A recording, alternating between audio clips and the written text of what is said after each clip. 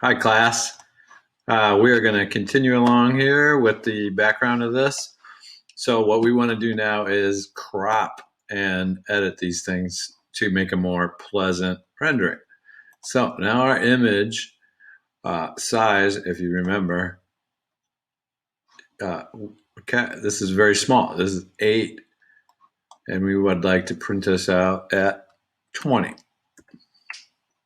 So even at the same dots per inch, which is pretty low, you're going to have 200 at least. 300 is better. 300. And Photoshop will scale it up for you and make a good picture. Scaling the whole thing up. Once again, I zoom out, Command minus, and everything is there.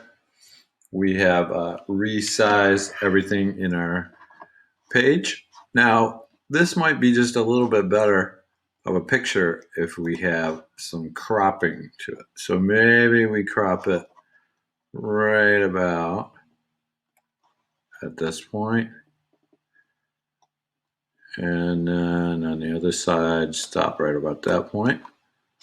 So we put our fence here, and then we go image, crop, and it crops it to that specific size. All right, we save that image. This is saving it as a Photoshop file, a PSD, and we'll save that. Say OK. And then we can save that file as save as, once it's done saving. You do file, save as, and then change it to a JPEG, a bitmap, a GIF, all kinds of file types. So let's replace it. Replace this, maximum quality, and we now have a combined picture, which is usable. If we have to go into the future and we don't need these layers, we can hold down our Shift key, click both layers, right click on that, and then we can flatten the image. So we flatten that image. It goes down to one layer. It's all put together. No chance of accidentally moving it.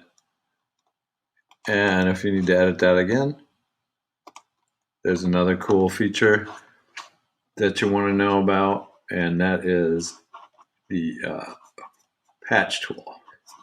So let's look at this area here. So this white car here is pretty distracting.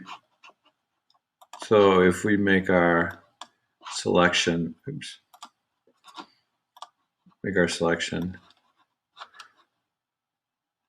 of this area, we can do a edit and edit fill, and we can use content aware fill to try to do this. So we'll see if content aware fill will make that go away. So it very much disappears, and you've got a nice questionable presentation there. But if you look back at it, it kind of goes with it. It blends into the background pretty well, and you just do a little touch up, and you can have that cleaned up nicely. But you don't have that distracting white vehicle there, and you've got your nice sky. You've got your car jumping down the street, and then you get your other cars which are on the street, which provides some sense of scale.